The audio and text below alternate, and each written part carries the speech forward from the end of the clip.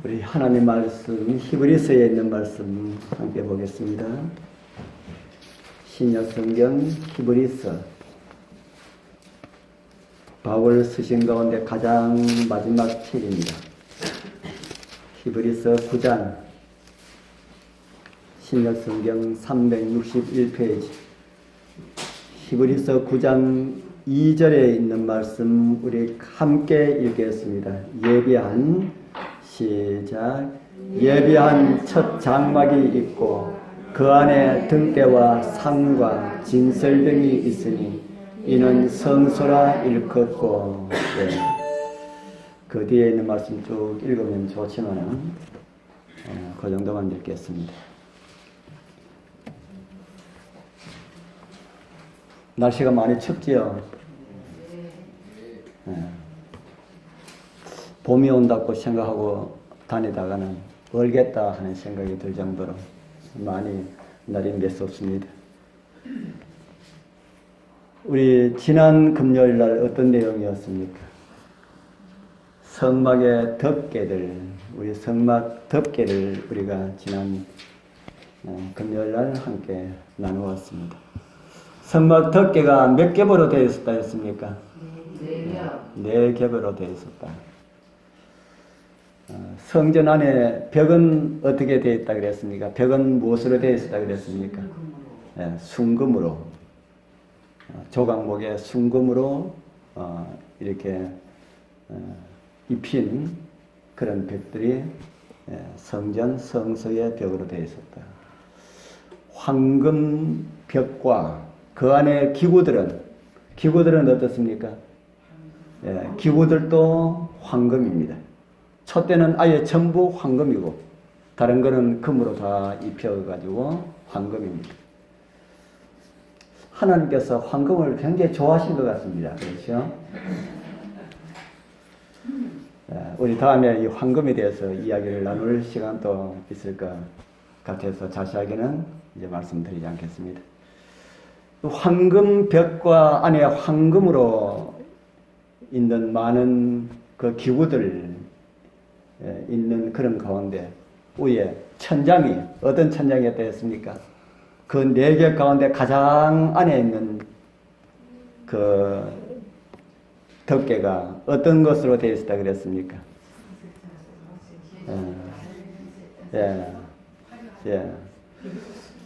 가늘게 꼰 배실과 몇 가지 색이 들어갔습니까? 청색, 자색, 홍색 그런 실을 가지고 무엇을 수놓았다 그랬습니까?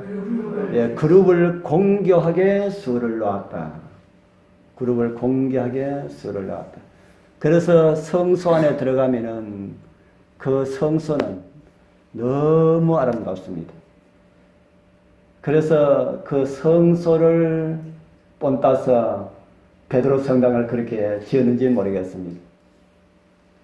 베드로 성당은 성소도 완전히 돈으로 말하면 엄청나게 많습니다. 그런데 베드로 성당에 저는 가보지 않았어. 저같이 심장 약한 사람은 가면 아마 그 가면은 어떤 사람 가면은 그 안이 너무 찬란해가지고 정신이 돈다고 하는 이야기를 들었습니다만 모르겠습니다. 그 성소 안이 그렇게 찬란합니다.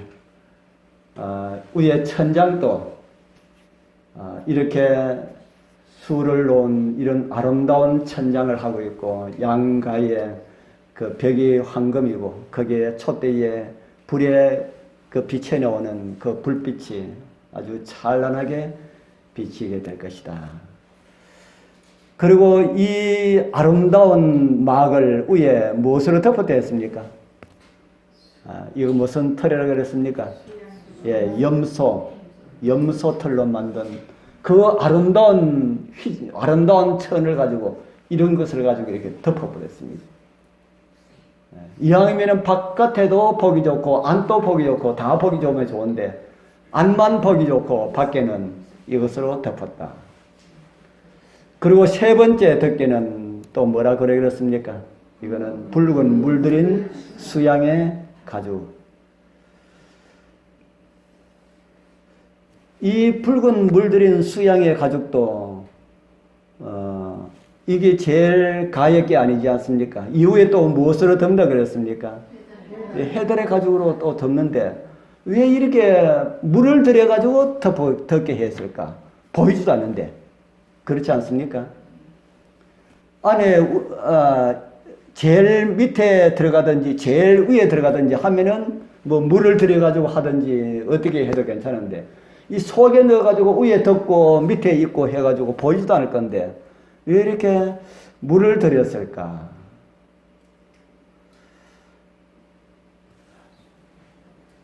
물 들으려 그러면은 어떻게 해야 됩니까? 물 들으려 그러면은 이 색깔이 또 있어야 되겠지요. 우리 다음에 이 색에 대해서 또 한번 우리가 이야기를 나누도록 하겠습니다. 그 성경에 보면은 이런 붉은색은 거의 다 무엇을 나타냅니까? 죄, 또 다른 말로 하면은 예수 그리스도의 보혈, 예수님의 피를 상징하는 그런 색깔, 또 다른 의미로는 죄를 상징하는 색깔이다.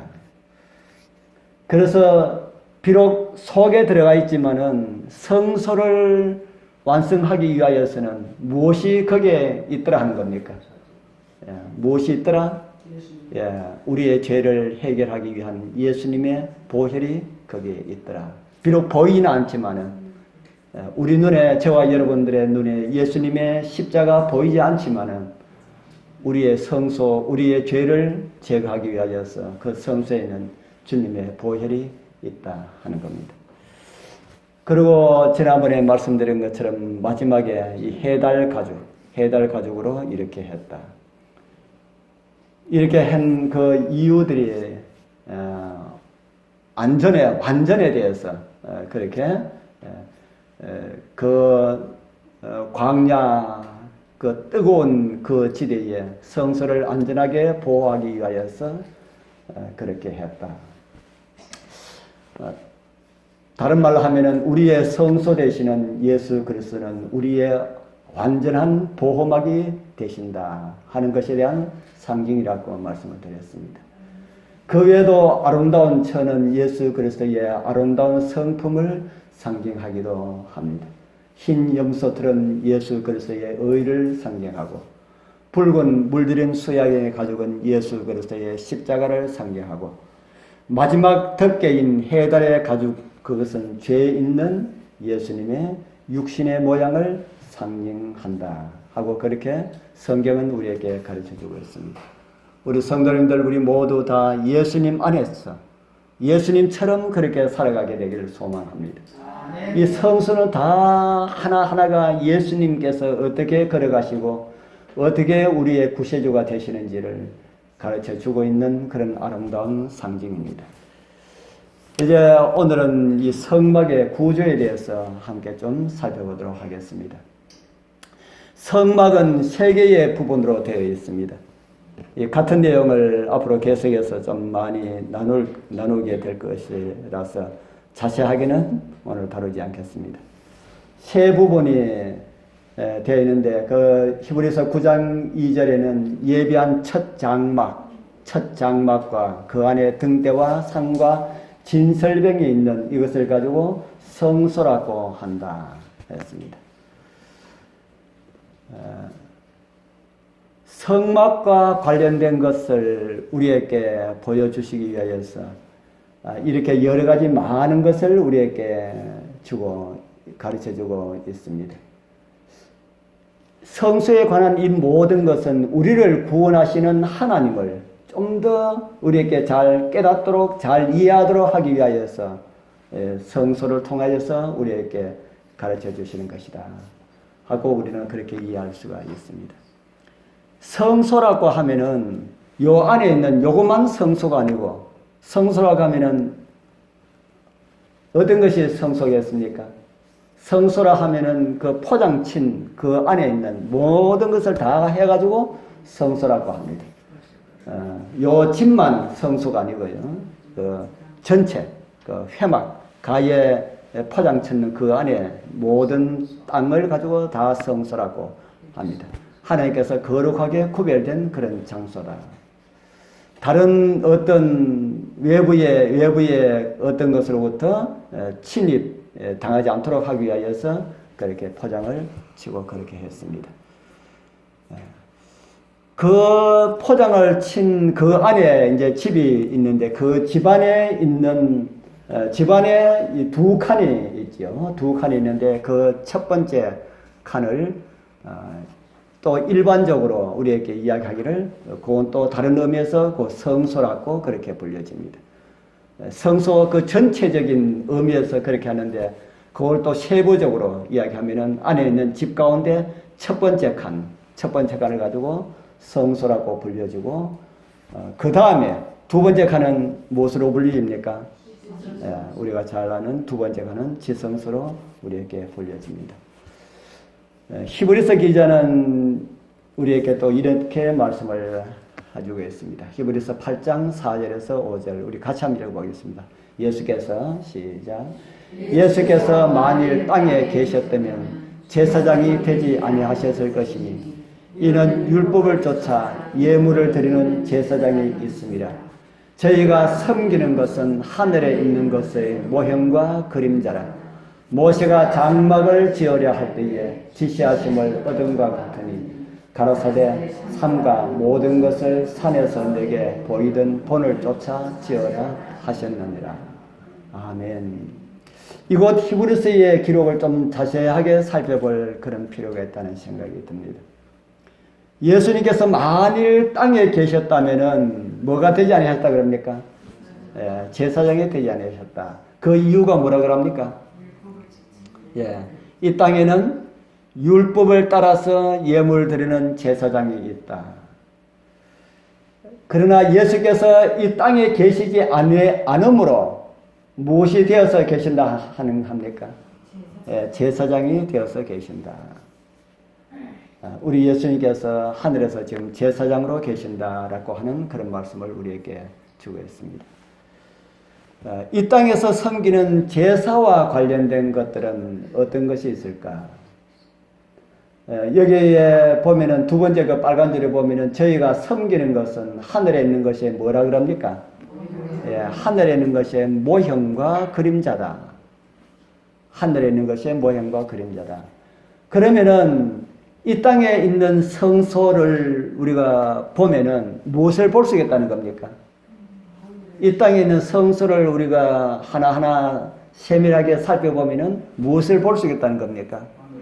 하늘 성소를 볼 수가 있다. 우리 여러분들 하늘 성소 보기를 원합니까? 무엇을 보면은 하늘 성소 보게 됩니까? 이 땅의 성소. 이 땅의 성소. 하나님께서 원하시는 것, 성소를 주신 목적은 그것입니다. 이 땅의 성소를 통하여서 하늘에 우리 예수님께서 뭐로 계신다까요? 제사장으로 계시는데 그곳에서 무슨 일을 하시는가? 그 성소는 어떨까? 이걸 우리가 이 땅의 성소를 통하여서 하늘 성소를 볼 수가 있다. 그렇게 우리에게 가르쳐주고 있습니다. 다음에 또 이런 말씀을 우리에게 주고 있습니다. 율법은 장차 오는 좋은 일에 뭐라 그럽니까? 그림자요. 참 형상이 아니므로 해마다 늘 드리는 바와 같은 제사로는 나오는 자들을 언제든지 온전케 할 수 없느니라. 그렇지 아니하면은 섬기는 자들이 단번에 정결케 되어 다시 죄를 깨닫는 일이 없으리니 어찌 드러낸 일을 그치지 아니하였으리요. 성경을 우리가 이해를 할 때 주의해야 할 한 가지가 있습니다. 제가 좀 자주 드리는 그런 말씀인데 적용을 바르게 해야 된다 하는 겁니다. 적용을 바르게 하자. 적용을 잘못해버리면은 완전하게 엉뚱한 곳으로 빠져버립니다. 그래서 오늘날 사이비 교회가 많은 것은 적용을 어떻게 해서요? 적용을 자기 멋대로 자기의 어떤 유익을 위하여서 그렇게 하고 있습니다. 사이비 종교들 가운데 가장 큰 특징이 그 사람들이 이야기하는 그 교리를 쭉 보면은 거의 대부분이 날아가는 것이 뭔가 하면은 그 교단의 교주를 다시 말해가지고 뭐 선지자나 또 예수나 성경이나 이런 것으로 만들기 위하여서 뭘 주장하나 하면은 성경에 나오는 동방이라는 땅을 대한민국으로 해석을 합니다. 우리 교회에서 있다가 나가서 사입이 된 두 집도 그렇게 해석을 합니다. 그리고 다른 곳에서 그렇게 한 그런 곳에 수많은 그런 사이비 교회들도 대부분 다 동방은 대한민국이다. 그렇게 해석을 한다. 적용을 잘못해버리면 완전하게 다른 곳으로 가게 되지요. 우리 성경의 동방에 대해서 우리 여러분들은 동방을 어떻게 이해를 하십니까? 동방이라는 말은 많이 나오지 않는데 동쪽, 해 돋는 곳에서부터 이런 말씀들이 많이 있는데 글자 그대로 해 돋는 곳에서부터 동쪽에서라는 말이지 동쪽 어느 땅이라는 말이 아니라는 겁니다. 그래서 이런 적용을 우리가 잘 해야 된다. 적용을 잘못하면 아주 많은 객길로 갈 수가 있다. 그렇게 생각할 수가 있습니다. 성경에 나오는 율법도 마찬가지입니다. 성경에 나오는 율법도. 자, 성경에 나오는 율법이 어떤 것을 가지고 율법이라고 합니까? 율법이 성경의 율법이라 하면은 무엇이 율법입니까? 모세의 오경이 율법입니다. 또 모세의 오경만 하면은 율법이 끝나는 겁니까? 성경에 어디 보면은 모세의 오경을 가지고 율법이라고 합니다. 또 무엇을 가지고 율법이라 합니까? 선지자. 선지자, 뭐, 그렇게 또 이해할 수 있고요. 또 무엇을 가지고 율법이라 합니까? 율법이라고 하는 것이 성경에 많이 있지 않습니까? 그렇기 때문에 어떤 사람들은 우리 교회를 피난하기 위해서 구약 성경의 율법이 613가지나 되는데, 그거 너희들이 다 지킬 수 있느냐? 이렇게 이야기해요. 그 율법이, 아까 모세의 오경이 율법이고, 또 뭐가 율법입니까? 오늘 우리가, 십계명도 율법이라고 합니다. 또 오늘 우리가 살펴보는 뭐하고 관련된 거요? 성소와 관련된 거, 다른 말로 하면 제사 제도와 관련된 것도 율법이라고 합니다. 또 뭐가 율법이라고 합니까? 성경에 보면은 그 외에 아주 많은 법들이 있지요. 다른 말로 하면은 그 국가에 관한, 이스라엘 나라 국가에 관한 법, 그것도 율법입니다. 또 음식물에 관한 법, 그것도 율법입니다. 그래서 이런 모든 것들을 다 율법이라기 때문에 여기에 율법은 장차 오는 좋은 일의 그림자요라고 하는 이 말은 율법이 장차 오는 좋은 일이 일어나면은 어떻게 된다는 말입니까? 여기에 그런 말 자세하게는 기록되어 있지 않지만은 율법은 장차 오는 좋은 일의 그림자요라고 하는 이 말씀은 좋은 일이 오면은 어떻게 된다는 말이 깔려 있습니까? 없어진다는 말이 깔려 있지 않습니까? 좋은 일의 그림자이기 때문에 좋은 일이 오면은 그렇기 때문에 많은 사람들이 여기 나오는 이 율법을 어떻게 해석을 할까요? 우리 교회를 비난하고 율법 폐지를 주장하는 사람들은 여기 나오는 이 율법을 무엇으로 해석할까요? 성경에 나오는 모든 율법을 다 그렇게 해석을 합니다. 그래서 그 가운데 양심적인 사람들은 하나님의 계명은 아니다 합니다. 하나님의 계명은 아니면은 당신 안식일 지켜야 되지 않습니까? 하면은 안식일만은 폐지됐다 그렇게 이야기해요. 세상에 그런 법도 있습니까? 하면 그렇다 그럽니다. 그걸 설명해 보라 그러면은 설명해도 너희들은 알지 못하기 때문에 안 한다 그래요. 적용을 잘해야 된다. 적용을 잘못하면은 안 된다 하는 것이죠. 하나님의 말씀 성경 자체도 율법이라고 합니다. 사랑은 율법의 뭐라고 합니까? 사랑은 율법의 완성이라고 하지요. 그러면은 이곳에 오늘 히브리서 10장 1절에서 2절에 나오는 이 율법은 어떤 율법일까요? 예, 이곳에 나오는 율법은 히브리서 10장이 말하고 있는 제사와 관련된 것, 성소와 관련된 그런 내용이다. 그렇게 우리에게 가르쳐주고 있습니다. 좋은 일의 그림자라고 하는 이 말 자체가 성소가 우리에게 가르쳐 주시는 그 성소의 원시 성소가 여러분들 어디라고 들었습니까? 원시 성소. 에덴 동산에 그룹들과 화영검이 있는 그것을 가지고 원시 성소라고 하지 않습니까? 그 원시 성소를 하기 위해서 아담에게 가죽 옷을 입히고 뭐가 죽었습니까? 양이 죽었지요. 우리 창세기는 뭐 양이고 이런 말을 하지 않고 그냥 가죽 옷만 나오는데 한 마리의 짐승이 죽어야만 가죽이 나오지 않습니까? 그리고 그 가죽이 어떤 가죽인지 잘 몰랐는데 요한계시록 13장에 보니까 창세후로 죽임을 당한 하나님의 어린 양의 생명책이라는 말씀을 볼 때에 그때 죽였던 그 짐승이 양이었구나 하는 것을 우리는 이해를 하게 됩니다. 그 양은 누구를 가르쳐주는 상징입니까? 예, 그 양은 예수님을 가르쳐주는 그런 상징이지 않습니까? 그래서 예수님은 이 땅에 오실 때에 누구를 위해서 오셨어요? 예, 우리를 위하여서. 우리 뭐를 위하여서요? 예, 우리의 죄를 위하여서. 우리 죄를 대신 짊어지기 위하여서 오시기 때문에 우리에게 좋은 일입니까?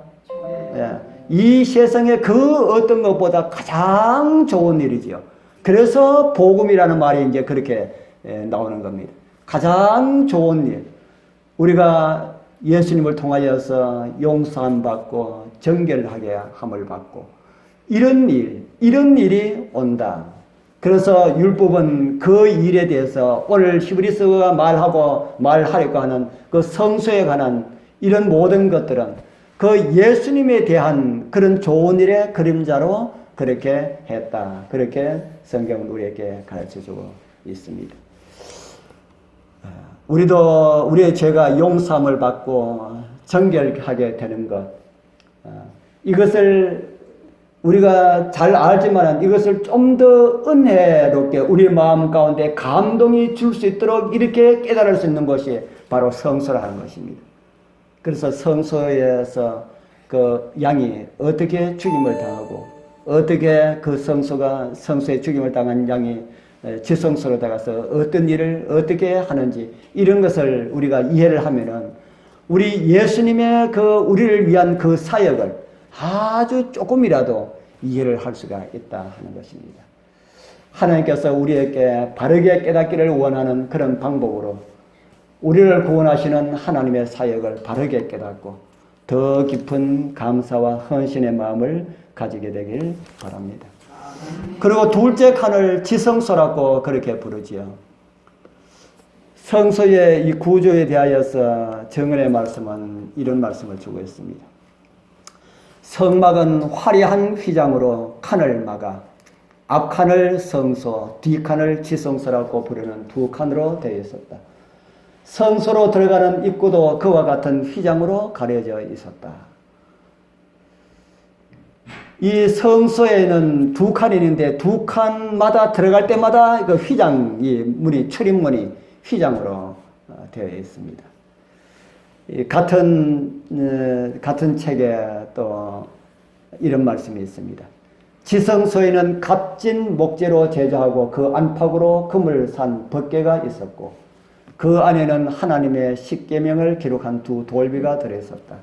그 법궤 위에는 법궤에 뚜껑이 되는 속죄소가 있고 순금으로 정교하게 만든 두 그룹이 마주 서 있었다.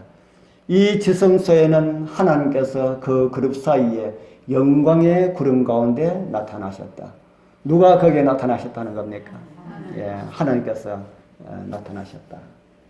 성소도 찬란하지만은 지성소는 더 찬란합니다. 성소보다 지성소가 좀 작지요. 그런데 더 이렇게 금빛 나는 이런 아주 그룹들이 있고 또 그 가운데 빛나는 그 셰키나는 아무나 보지를 못했습니다. 1년에 한 번 대제사장만 그 셰키나를 볼 수 있는 특권을 가졌습니다.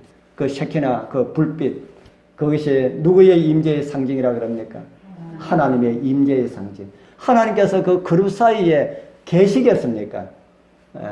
온 천지에 충만하신 그 하나님께서 어떻게 그 텐트 속에 그룹 사이에 그 조그마한데 거기에 계실 수가 있습니까? 하나님의 그 임재의 상징에 빛을 주셨다 하는 겁니다.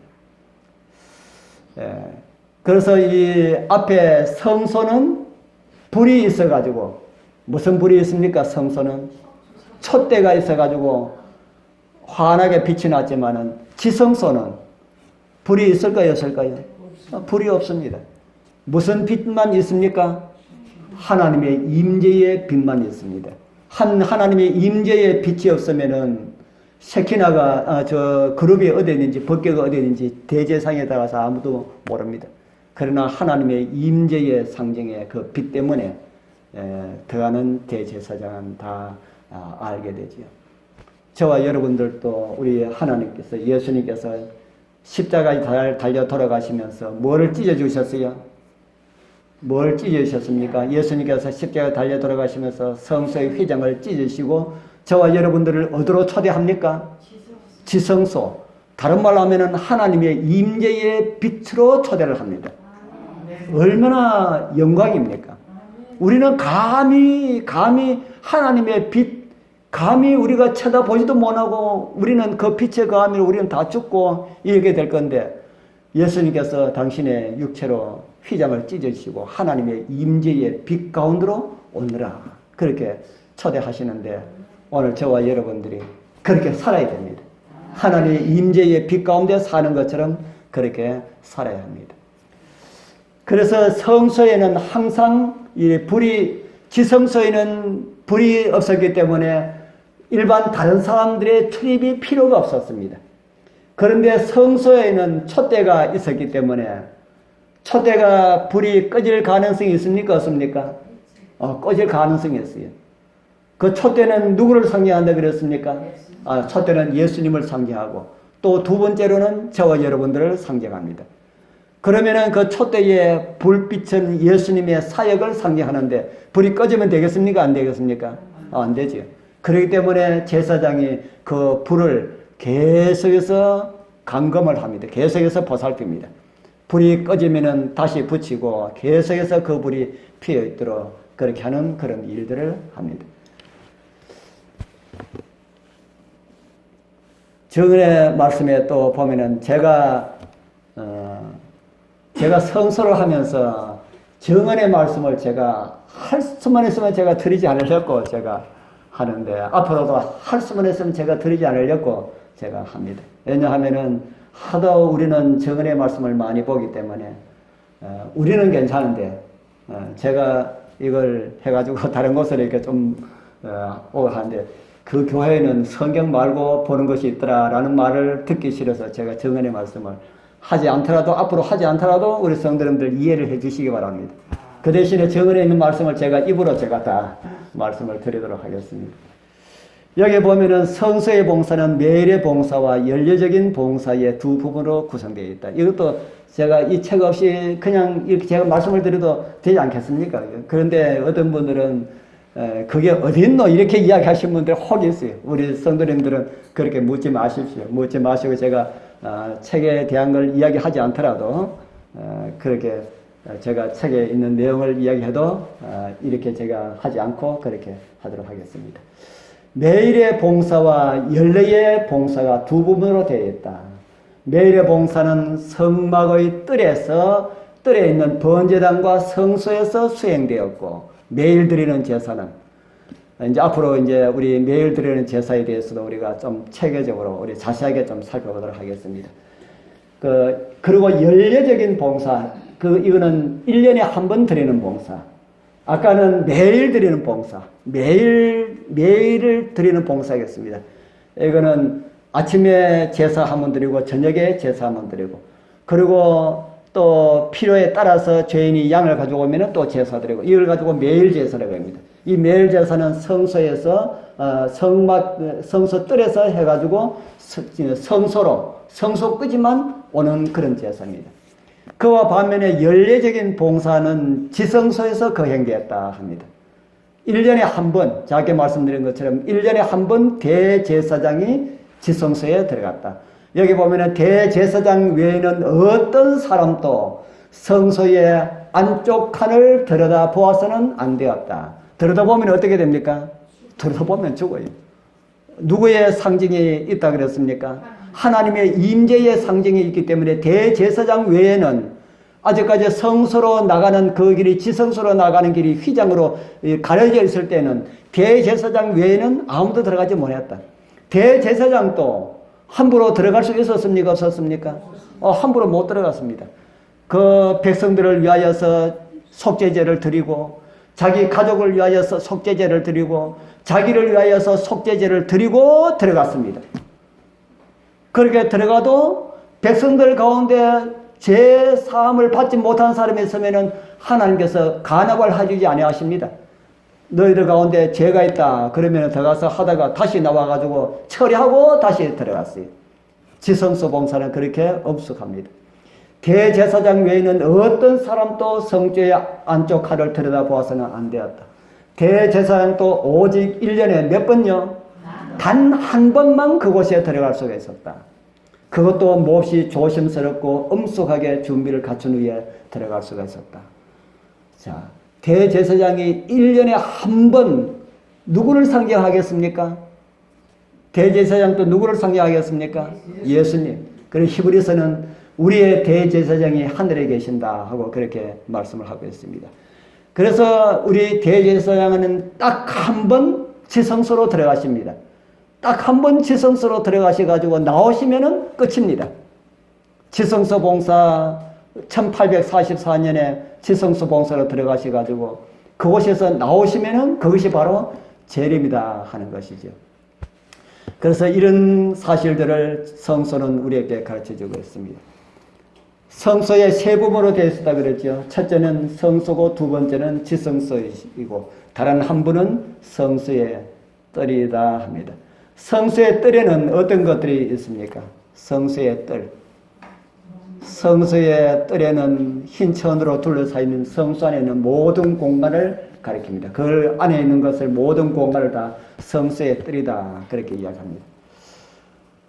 첫 번째로는 둘러싼 이 성소의 이 휘장, 울타리가 있고 들어가는 문이 있고 문을 열면은 안으로 들어가면은 바로 앞에 번제단이 있고 번제단과 성소 중간에 또 뭐가 있습니까? 물두멍이 있고 그리고 성경에는 자세하게 기록되어 있지 않지만은 재물을 잡는 곳도 어딘가 있었을 것이다. 그래서 성경 학자들은 거기에 우리 번제단과 이짝 희마 그 울타리 그 중간에 있었을 것이다. 그렇게 추정을 하고 있습니다만 성경에는 기록되어 있지 않습니다. 앞으로 이런 내용들을 우리가 하나하나 살펴보도록 하겠습니다. 그런데 성소와 관련된 언약을 가지고 무슨 언약을 합니까? 성소와 관련된 언약. 성경에 보면 두 언약이 나오지요. 무슨 언약과 무슨 언약이 나옵니까? 예, 하나는 새 언약이고 다른 하나는 옛 언약. 옛 언약. 첫 언약이라고도 하고 옛 언약이라고 하고 다른 하나는 둘째 언약이라고도 하고 새 언약이라고도 합니다. 어떤 사람들은 십계명을 언제 주셨습니까? 십계명 시내산에 주셨기 때문에 십계명은 옛 언약의 계명입니까? 새 언약의 계명입니까? 십계명은 새 언약의 계명일까요? 옛 언약의 계명일까요? 어떻게 이야기하셔도 괜찮습니다. 처음부터 주셨어요. 예. 새 언약 때에 새 언약 때에는 어떤 사람들은 이제 그렇게 이야기를 합니다.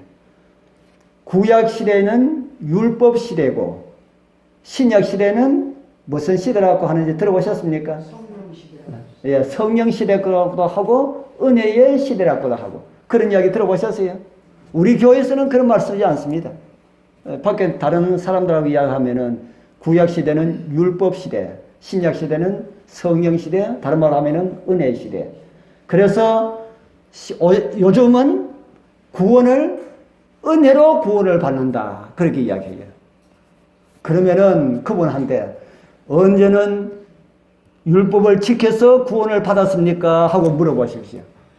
구약에는 율법 지켜서 구원받지 않았습니까? 합니다. 그러면은 딱 무슨 이야기하면 되겠습니까? 여러분 머리에 딱 돌아가지요. 히브리서에 보면은 아브라함이 하나님을 믿음에라는 말씀이 있지 않습니까? 그 이야기하면 아브라함도 믿음으로 구원을 받았습니다. 내가 듣던 거하고 다르지? 예, 듣던 거하고 다르지. 일반 다른교회 목사들은 구약 시대는 율법을 지켜서 구원받았다고 그렇게 가르치니까. 근데 성경에는 아담 이후에 오늘까지 한 사람도 율법을 지켜서 구원받은 사람은 한 사람도 없습니다. 그렇습니까? 안 그렇습니까? 아담이 믿음으로 구원받았을까요? 율법 지켜서 구원받았을까요? 믿음으로 구원받았습니다. 노아가 율법 지켜서 구원받았을까요? 믿음으로 구원받았을까요? 믿음으로 구약 성경에 나오는 모든 믿음의 노덕들이 다 믿음으로 구원받았지 율법을 지켜서 구원받은 사람은 한 사람도 없다 하는 겁니다. 그렇기 때문에 은혜 시대는 어디부터 어디까지가 은혜 시대입니까? 예, 아담 시대부터 세상 종말까지 다 은혜 시대입니다. 한 번도 율법 시대라고 주신 적이 없다 하는 겁니다. 다 은혜 시대입니다. 그런데 그 사람들은 왜 구약을 가지고 율법 시대라 하고 신약을 가지고 은혜 시대라 할까요? 안식일을 안 지키는 거 이것 때문에 만들어내다 보니까 그렇게 만들어내는 겁니다. 그 성경이 있는 게 아니에요. 성경이 없습니다. 그리고 장감리교회도 신실하게 성경을 바르게 보는 사람들은 구약에도 율법 지켜서 구원받았다 하는 이야기 하지 못합니다. 그게 없으니까. 그런데 이제 그걸 반대하려고 하다 보니까 자꾸 객길로 더 나가게 되는 거지요. 우리가 잘 아는 히브리서 11장 무슨 장이라고 합니까? 믿음장. 그것에 신약시대 사람들 많이 나옵니까? 구약시대 사람들 많이 나옵니까? 구약시대. 그 사람들 다 뭐로 구원받았다고 이야기합니까? 예, 다 믿음으로 구원받았다. 그렇게 말씀을 하고 있습니다. 그런데 그 믿음을 나타내는 것이 같습니까? 다릅니까? 믿음을 나타내는 것이 같아요? 달라요? 구약시대 사람들하고 우리하고 믿음을 나타내는 것이 같습니까? 다릅니까? 달랐다. 믿음을 나타내는 것이 똑같이 믿음으로 구원받는데 믿음을 나타내는 방법이 달랐다. 구약시대는 믿음을 나타내는 것을 어떻게 했습니까? 양을 잡아서 제사를 드렸고 오늘 저와 여러분들이 믿음을 나타내는 것은 어떻게 했습니까? 어떻게 합니까? 예수 믿고 안식일날 교회 오고 이게 우리가 구약시대의 사람들하고 다르다. 그 순종하는 그 믿음의 방법들이 달랐지 본질적인 것은 다 같더라 하는 겁니다. 믿음이 연약한 사람들은 그 가운데 뭐 작은 것을 실천하고 믿음이 좋은 사람들은 많이 실천하고 이런 것이 아니다 하는 겁니다. 예수님을 믿는 믿음으로 구약시대 사람들은 다 양을 잡아서 제사를 드렸고 오늘 저와 여러분들은 이렇게 주님 앞에 나와서 예배를 통하여서 그렇게 한다. 우리 히브리서 8장 1절 2절은 이제 하는 말에 중요한 것은 이러한 누가 있다는 겁니까? 이러한 대제사장이 우리에게 있는 것이라. 그가 하늘에서 지금 우리를 위하여서 중보하고 있다 하고 그렇게 말씀을 하고 있습니다. 또 이런 말씀을 우리에게 주고 있습니다. 히브리서 9장 14절에서 15절 우리 같이 한번 읽어보겠습니다. 하물며 시작. 하물며 영원하신 성령으로 말미암아 흠 없는 자기를 하나님께 드린 그리스도의 피가 어찌 너희 양심으로 죽은 행실에서 깨끗하게 하고 살아계신 하나님을 섬기게 못하게 하느냐. 이를 인하여 그는 새 언약의 중보니 이는 첫 언약 때에 범한 죄를 속하려고 죽었사 부르심을 입은 자로 하여금 영원한 기업의 약속을 얻게 하려 하심이라. 아멘. 예수 그리스도는 새 언약에 뭐라고 합니까? 새 언약의 중보다. 중보가 필요한 이유는 아담 이후의 모든 사람들의 죄를 없이 하기 위함이다. 그렇게 기록하고 있습니다. 그렇기 때문에 양들의 그 범죄한 사람들이 양을 데리고 와서 제사를 드렸지만은 그 양의 피가 그들의 죄를 없이 했다는 겁니까? 없이 뭐 했다는 겁니까? 없이 뭐 했다는 것이죠. 예수님께서 십자가에 달려 돌아가시지 아니했으면은 그 수많은 양들이 다 뭐라는 겁니까? 다 아무 소용없는 것이다. 그 사람들이 예수님을 믿는 믿음으로 양을 이렇게 들고 제사를 했지만은 예수님의 십자가가 없었다면 그거 다 무용지물이다. 그렇게 그것이 그 사람들을 그렇게 하는 것이 헛되지 않도록 하기 위하여서 그 사람들 구원하기 위하여서 예수님께서 십자가에 죽으셨다. 그렇게 말씀을 하고 있습니다. 정에 또 이런 말씀이 있습니다. 제가 이거는 어디에 글 적지 않았네요. 여기 새 언약의 성소가 나타나 있다. 첫 언약의 성소는 사람이 치고 모세가 세운 것이었다.